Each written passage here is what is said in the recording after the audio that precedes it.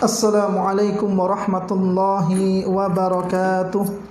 Waalaikumsalam warahmatullahi wabarakatuh. Innal hamdalillah nahmaduhu wa nasta'inuhu wa nastaghfiruh wa na'udzu billahi min shururi anfusina wa min sayyiati a'malina. Man yahdihillahu fala mudilla lahu wa man yudlil fala hadiya lahu. Wa asyhadu an la ilaha illallah wahdahu la syarika lah wa asyhadu anna Muhammadan abduhu wa rasuluh. Allahumma salli ala Muhammadin wa ala alihi wa ashabihi wa man tabi'ahum bi ihsanin ila yaumiddin wa ba'du. Ayyuhal ikhwah, para tulabul ilmi yang semoga senantiasa dimuliakan oleh Allah Subhanahu wa taala. Alhamdulillah, pada siang hari ini kita bisa bermuajahah, bertatap muka kembali dalam rangka mempelajari hadis-hadis Nabi sallallahu alaihi wasallam yang dikumpulkan oleh Al-Hafidz Ibnu Hajar Al-Asqalani rahimahullahu taala dalam Kitabul Jami'. Insyaallah pada siang hari ini kita akan masuk pada bab yang baru. Kalau kita kemarin pernah bahas hadis yang pertama sampai hadis yang ke-16, ya, itu semuanya masuk pada bab adab. Ya, itu semuanya masuk bab adab. Adapun bab yang kedua ini atau hadis yang insyaallah kita akan mulai pada hari ini adalah hadis-hadis yang berkaitan tentang berbuat baik dan silaturahmi. Ya, insyaallah dimulai dari hadis yang ke-17. Ya, silakan siapa yang belum pernah baca, tafaddal bil qiraah ya Adi. Qala al-musannifu rahimahullahu ta'ala an Abi Hurairah radhiyallahu anhu qala qala Rasulullah sallallahu alaihi wasallam man ahabba an yubsaqa alaihi fi rizqihi. Diulangi, man ahabba an yubsaqa alaihi, lahu atau alaihi? alaihi, Alaihi di situ. nah, Baik, ya, lanjutkan. alaihi fi rizqihi wa an yunsa'a lahu fi athari fal yasil rahim. Akhrajahu al-Bukhari. Dari Abu Hurairah radhiyallahu anhu, dia berkata, Rasulullah sallallahu alaihi wasallam bersabda, barang siapa ingin dilapangkan rezekinya dan tetap dikenan baik setelah wafatnya, hendaklah ia menyambung kerabatan. Baik, hadis ini dari sahabat yang mulia yaitu Abu Hurairah, semoga Allah meridainya. Hadis yang ke-17 berjudul manfaat silaturahmi. Ya, antum kasih judul, ya, hadis yang ke-17 ini dengan manfaat silaturahmi. Ya. Dari Abu Hurairah, semoga Allah meridainya, dia berkata bahwa Rasulullah sallallahu alaihi wasallam bersabda, man ahabba ayyubsata lahu fi rizqihi. Kata Rasulullah, barang siapa yang ingin dilapangkan rizkinya. Kemudian wa ayun sa'afi atharihi, dan tetap dikenang baik setelah wafatnya. Ya, dalam kitab yang lain dikatakan wa ayun sa'alahu fi atharihi, artinya adalah dan umurnya dipanjangkan. Ya. Tetapi terjemahan yang tepat dari kalimat wa ayyun sa'a fi atharihi yaitu dan tetap dikenang baik setelah wafatnya. Apakah di kitab antum terjemahannya juga begitu? Ya, sama? Baik. Fal yasil rahimahu. Maka Nabi SAW mengatakan, hendaklah dia menyambung kekerabatan. Hendaknya ia menyambung hubungan dengan karib kerabatnya. Ya, artinya seseorang berusaha untuk melakukan silaturahmi, ya, kepada karib kerabatnya. Baik, di sini para ikhwah rahimani wa rahimakumullah, sebelum kita masuk pada beberapa faidah dari hadis yang sangat pendek ini, ya, hadis yang mulia. Yang pertama adalah Nabi SAW dalam hadis ini mengatakan wa ayyub sato, ya, ayyub satolahu fi rizqihi. Ini merupakan kata kerja pasif atau dikenal dengan mabni majhul, sehingga diartikan diluaskan rizkinya. Ya, ayyub satolahu fi rizqihi, yaitu artinya diluaskan rizkinya. Imam An-Nawawi rahimahullahu ta'ala mengatakan bahwa dilapangkan rizki maksudnya diperbanyak rizkinya. Ya, kalau makna yang pertama tadi diluaskan, Imam An-Nawawi rahimahullahu ta'ala mengatakan bahwa makna dilapangkan yubsato, ya, basato ya besutu, itu artinya melapangkan, ya. Adapun makna dari hadis ini adalah dilapangkan, diperluas, diperlapangkan rizkinya, maka ini masuk pada arti ayyubsat. Kemudian Nabi SAW juga mengatakan wa ayyun sa'afi atharihi, ya, yang artinya yunsa dari kalimat al-insa, artinya pengakhiran dan penundaan, ya. Jadi terjemahan juga tepat kalau seandainya diterjemahkan seperti dan barang siapa yang umurnya ingin dipanjangkan, ya. Pada hakikatnya umur yang dipanjangkan berarti ajalnya diakhirkan, ya. Maka beberapa faidah dari lafadz hadis ini menunjukkan bahwa yang dimaksud dengan wa ayyun sa'afi atharihi, maka seseorang dipanjangkan umurnya atau diakhirkan ajalnya. Kemudian juga Nabi SAW mengatakan atharihi atau atharuhu dalam hadis ini. Apa maksudnya? Ya, maksudnya adalah athar itu bisa diartikan bekas, bisa diartikan pengaruh, bisa diartikan dampak, ya. Jadi bahasa Arab itu banyak sekali maknanya. Mana yang cocok dengan hadis ini? Ya, fi atharihi.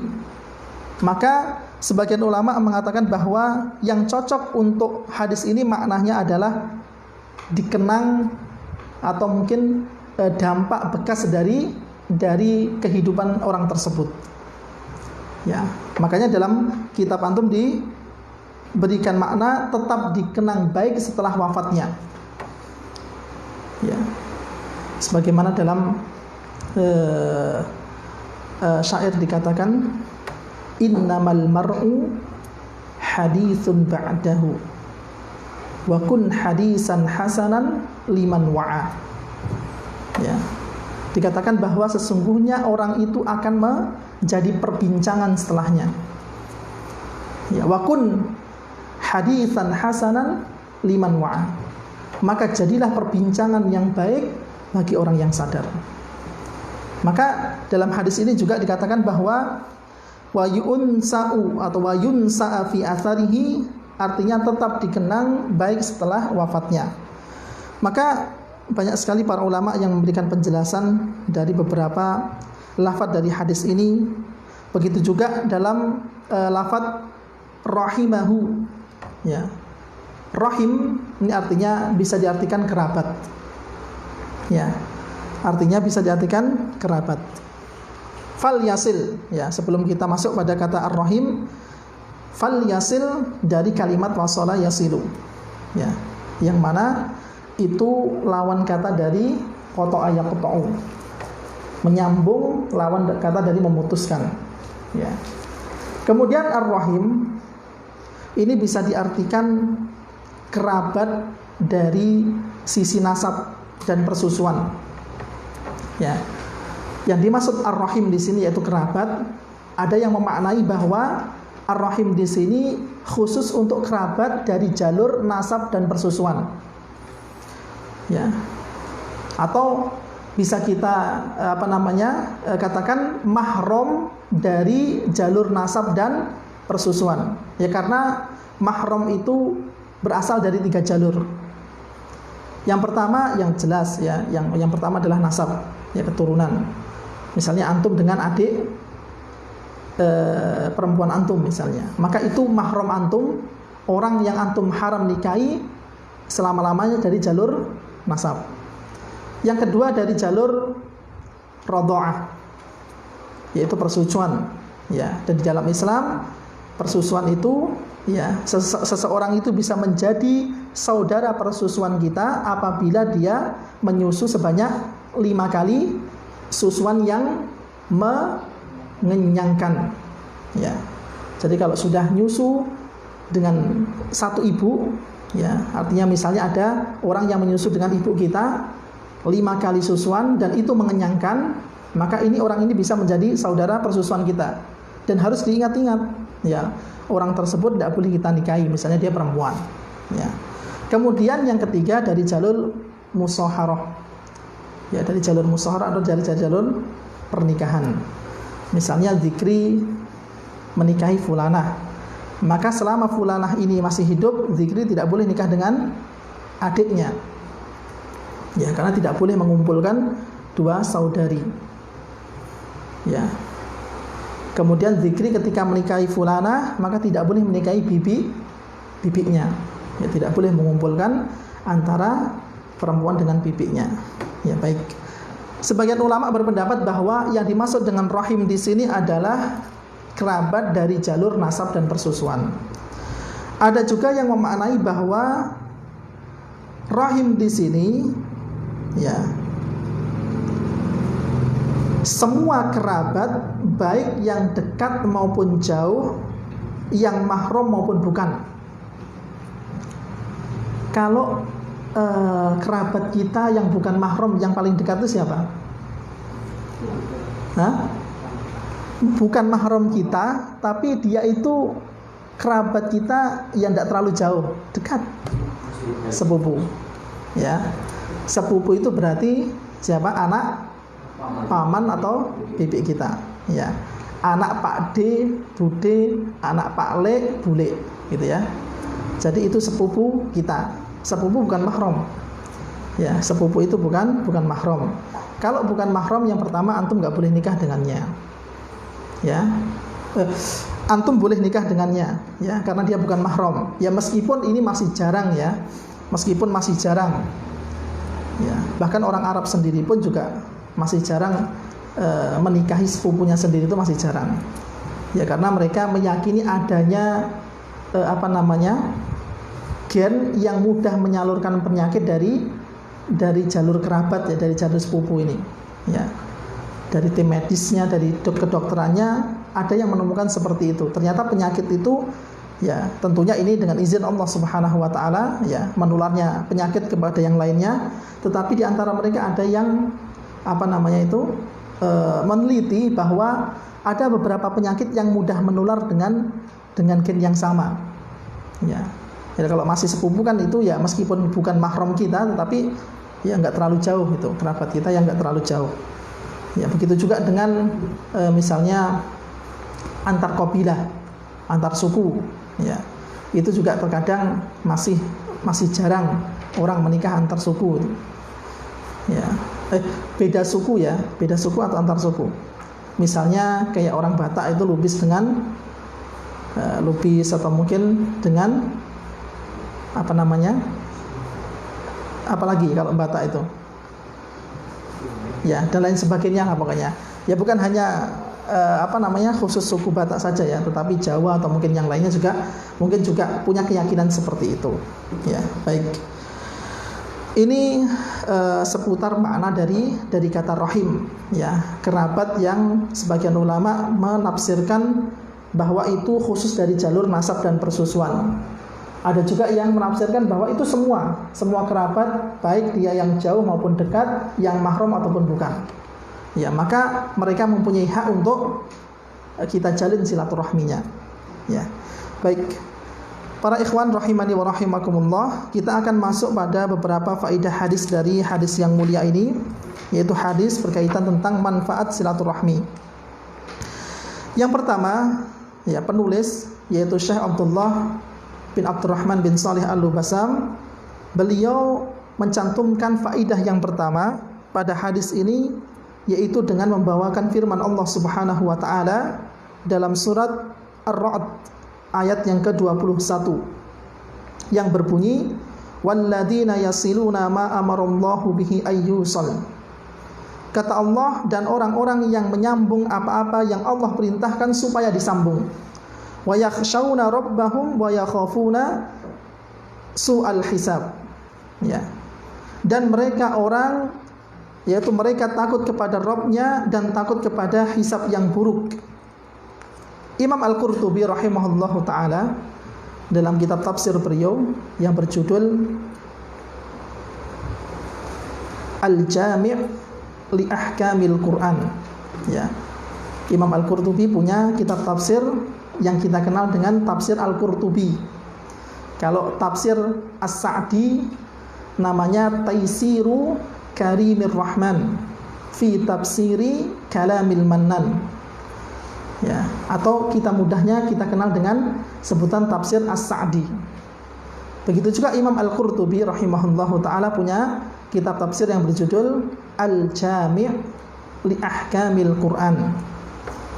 Kalau Imam Ibnu Jarir At-Tabari punya kitab tafsir yang berjudul Jami'ul Bayan fi ta'wili an ayil Quran. Ya, ini tafsir berdasarkan riwayah, ya. Kalau tafsir As-Sa'di ini keunggulannya beliau menafsirkan ayat Al-Quran berdasarkan hikmahnya. Ya, jadi antum kalau misalnya pengen buku tafsir yang setiap ayat itu dicantumkan hikmah-hikmahnya berdasarkan ayat-ayatnya, maka inilah salah satu tafsir yang mempraktekkan pola tersebut, yaitu tafsir As-Sa'di. Adapun tafsir Ibnu Jarir, Ibnu Katsir, maka dia menafsirkan ayat Al-Quran berdasarkan riwayat-riwayat hadis. Ya. Baik, ini buat pengetahuan antum, ya. Seorang penuntut ilmu, seorang penghafal Al-Quran, maka tidak boleh asing dengan nama kutubut tafasir, ya, buku-buku tafsir. Imam Al-Qurtubi rahimahullahu taala berkata, mengomentari ayat Allah dalam surat Ar-Ra'd ayat yang ke-21 ini, beliau mengatakan makna eksplisit, yaitu makna yang gamblang dari ayat ini berbicara tentang silaturahmi, ya.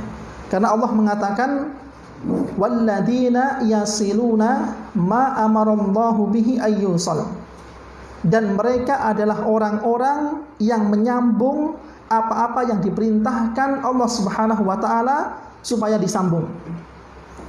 Ya. Menyebutkan dalam ayat ini, maka Asy-Syaikh Al-Qurtubi rahimahullahu taala menyebutkan bahwa inilah fadilah, keutamaan orang-orang yang menyambung silaturahmi. Berarti mereka termasuk orang-orang yang mentaati perintah Allah Subhanahu wa taala. Dan di antara perintah Allah Subhanahu wa taala dalam ayat ini adalah untuk menyambung apa yang perlu disambung. Ya, hubungan kita, ya, hubungan kerabat kita, kekeluargaan kita. Apalagi ada beberapa orang yang mereka mempunyai hak terbesar untuk kita sambung. Ya, ibu kita, bapak kita, meskipun nanti kita sudah berkeluarga, meskipun nanti kita sudah beranak pinak misalnya, jangan lupa, ya, jangan lupa bahwa yang membesarkan antum adalah mereka. Maka mereka adalah orang yang pertama kali mempunyai hak terbesar untuk antum jaga hubungannya. Tidak menjadi alasan antum berada di luar kota, antum berada di lain pulau misalnya, atau mungkin di lain negara. Tidak jadi alasan, ya. Karena nikmat, ya, salah satu nikmat yang antum bisa rasakan sekarang ini adalah usaha mereka, doa mereka, ya. Mereka bersabar ketika antum dulu masih rewel-rewelnya, ya. Mereka bersabar ketika antum masih menjengkelkan, gitu, ya. Ya, maka tidak boleh, ya, tidak boleh. Dan kalau kita amati bahwa kesuksesan seseorang itu sangat tergantung dengan orang tuanya, ya. Orang yang bisa ini bisa itu, dia menjadi orang yang terkenal dalam menyampaikan kebaikan misalnya, ya, maka ini tidak lepas hubungan baiknya dengan orang tuanya, ya. Bahkan saya sendiri mengamati bahwa ketika orang itu punya kesuksesan, ya, diberikan Allah Subhanahu wa taala nikmat, ya dipahamkan dalam urusan agamanya, ternyata ya tidak luput dari baiknya hubungan dia dengan orang tuanya. Ya, hampir-hampir seperti itu. Ya, maka antum pun juga seorang thalibul ilmi, orang yang paling terdepan untuk berbakti kepada orang tua antum. Maka tidak heran kalau seandainya ketika Abdullah bin Mas'ud radhiyallahu anhu bertanya kepada Nabi sallallahu alaihi wasallam tentang amalan yang utama. Kemudian Rasulullah menjawab as-salatu ala waktiha, kemudian yang kedua adalah birrul walidain, ya, berbakti kepada kedua orang tua. Dan salah satu dosa yang Allah Subhanahu wa taala segerakan azabnya di dunia sebelum dia nanti merasakan di akhirat adalah uququl walidain. Ya. Kalau antum pengen tahu orang yang disegerakan Allah adabnya di dunia sebelum dia merasakan adabnya nanti di akhirat adalah dosa yang disebabkan karena durhaka kepada orang tua. Ya. Mungkin antum tidak selesai dari segala permasalahan hidup misalnya. Ya, tidak ada jalan keluar sepertinya, Ustaz. Tidak ada makhraj dari semua permasalahan saya.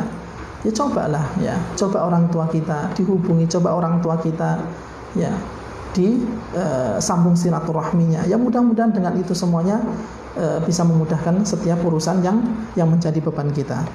Ya, baik. Kemudian yang selanjutnya dari faedah yang ditulis oleh pengarang, faedah yang selanjutnya adalah silaturahmi termasuk sebab paling kuat di mana dengan Allah Subhanahu wa taala meluaskan rezeki penyambungnya. Ya. Penulis mengatakan bahwa silaturahmi adalah salah satu sebab terkuat, ya, yang dengannya Allah Subhanahu wa taala meluaskan rezeki penyambungnya, pelakunya. Kemudian yang kedua, memberkahi keturunannya, memperpanjang umurnya karena amal soleh yang mereka lakukan, dan memberi bekal untuk menuju kampung akhirat. Ya. Jadi kalau seandainya kita ingin diberkahi pada umur kita, ya, karena memang dikatakan dalam hadis ini wa ayyub satalahu fi rizqihi, kemudian wa yunsa'a fi atharihi. Kalau misalnya kita ingin diluaskan rezeki kita ingin diperbanyak rezeki kita, kemudian kita juga ingin diberkahi dari setiap umur kita, maka salah satu triknya adalah menyambung silaturahmi. Ya. Dan kita diperbolehkan, tidak mengapa, ya, seseorang melakukan amalan yang motifnya itu untuk kemaslahatan duniawinya, selama memang ada dalil yang mengatakan hal tersebut. Ya, misalnya dalam hadis ini Nabi SAW mengabarkan kepada kita bahwa, ya, barang siapa yang ingin diluaskan rezekinya, kemudian diberkahi pada umurnya atau dikenang setelah wafatnya, maka hendaknya dia menyambung silaturahmi. Ya, maka para ulama memberikan penjelasan bahwa tidak mengapa, ya, seseorang melakukan amal soleh untuk kemaslahatan duniawinya, ya, karena memang ada dalil untuk memerintahkan hal tersebut. Ya, tidak mengapa. Ya, misalnya, ya, saya berniat, ya, tentunya yang pertama untuk mentaati perintah Allah Subhanahu wa taala, yang kedua, ya, karena memang ada dalilnya, memang ada dasarnya, ya, saya ingin Allah perluas rezeki saya ingin Allah perbanyak rezeki saya, bahkan memberkahi setiap umur yang saya lewati. Ya, dengan apa? Dengan cara menyambung silaturahmi. Ya, tidak mengapa, karena memang ada dalilnya, ada nasnya yang memerintahkan hal tersebut. Kemudian ada beberapa penafsiran, ya, ada beberapa penafsiran, dan secara zahir, ya, hadis ini mungkin bertentangan, ya, bertentangan dengan ayat Al-Quran. Ya, misalnya firman Allah Subhanahu wa taala dalam surat Al-A'raf ayat yang ke-34, walikulli ummatin ajal. Dan setiap manusia atau setiap umat itu, ya, mempunyai batas waktu tertentu. Ya, jadi kita ini, saya, antum, semuanya lah ya, pasti nanti akan menemui batasnya. Kita tuh ditakdirkan hidup sampai umur berapa? Ya. Makanya kalau seandainya kita dengar setiap hari fulan, alan meninggal dunia, antum harus sadar. Antum harus sadar bahwa suatu hari nanti pasti giliran nama antum yang akan disebut. Ya. Makanya kata Umar bin Khattab radhiyallahu anhu ketika setelah menguburkan jenazah, ya, beliau mengatakan bukan menguburkan jenazah ya, mendengarkan orang meninggal dunia, ya, kata beliau, kulla yaumin yuqalu mata fulan wala budda min yaumin yuqalu mata Umar. Ya, setiap hari disiarkan, diberitakan bahwa fulan ini meninggal, fulan ini meninggal. Maka pasti nanti ada suatu hari yang mana yang diberitakan itu adalah namanya Umar. Ya, begitu juga dengan antum. Kita ini cuma menunggu giliran saja. Ya, mungkin teman kita yang meninggal, tetapi suatu saat nanti akan ada panggilan bahwa kitalah nama kita yang disebut. Ya, ini sekedar faedah saja ya. Baik. Mungkin secara zahir hadis ini bertentangan dengan firman Allah Subhanahu wa taala, ya, wa idza jaa ajaluhum fa idza jaa ajaluhum la yastakhiruna sa'atan wa la yastaqdimun, misalnya. Ya, contoh firman Allah Subhanahu wa taala, apabila ajal mereka, batas mereka sudah mereka temui, maka tidak bisa diakhirkan, tidak bisa diajukan. Loh, terus bagaimana dengan hadis ini? Kok ini ada hadis yang mengatakan bahwa wa ayyun sa'a fi atharihi, ya, barang siapa yang mau umurnya itu diperpanjang, atau dalam awal hadisnya, barang siapa yang dilapangkan rizkinya. Bukankah rizki itu sudah ditentukan, artinya sudah ditakdirkan dan itu nggak bisa berubah? Dan bukankah ajal seseorang itu juga sudah ditakdirkan, nggak bisa berubah kok? Tapi dalam hadis ini disebutkan bahwa barang siapa yang ingin dipanjangkan umurnya. Ya, maka di sini ada beberapa penafsiran. Penafsiran yang pertama, ya, dari misalnya lafadz dan barang siapa yang ingin dipanjangkan umurnya. Makna dipanjangkan atau ditambah umurnya di sini adalah maknanya adalah kinayah. Ya. Kinayah itu sebuah lafadz yang perlu penjelasan, gitu loh. Ya, mudahnya seperti itu. Ya, maknanya kinayah. Ya, jadi yang dimaksud dengan barang siapa yang ingin dipanjangkan umurnya atau dilapangkan rezekinya atau ditambahkan rezekinya, ini makna kinayah. Artinya sebuah lafadz hadis yang perlu kita perhatikan maknanya sebenarnya apa. Tidak langsung diterjemahkan secara letterlek. Yang pertama, kalau seandainya kita lihat dari makna kinayahnya, artinya bukan ditambah umurnya, bukan ditambah jatah hidupnya, tidak. Akan tetapi bertambahnya keberkahan umur. Ya. Umur kita berkah, kita gunakan untuk beramal soleh, hati kita digerakkan untuk, ya, melakukan ketaatan kepada Allah, tentunya dengan taufik dari Allah Subhanahu wa taala. Ini makna yang pertama. Jadi maknanya kinayah. Ya. Penjelasannya seperti itu. Yang bertambah bukan umurnya, tetapi keberkahan umurnya. Dilakukan untuk melakukan apa? Ketaatan kepada Allah Subhanahu wa taala. Kemudian yang kedua, tambahan umur ini apa adanya.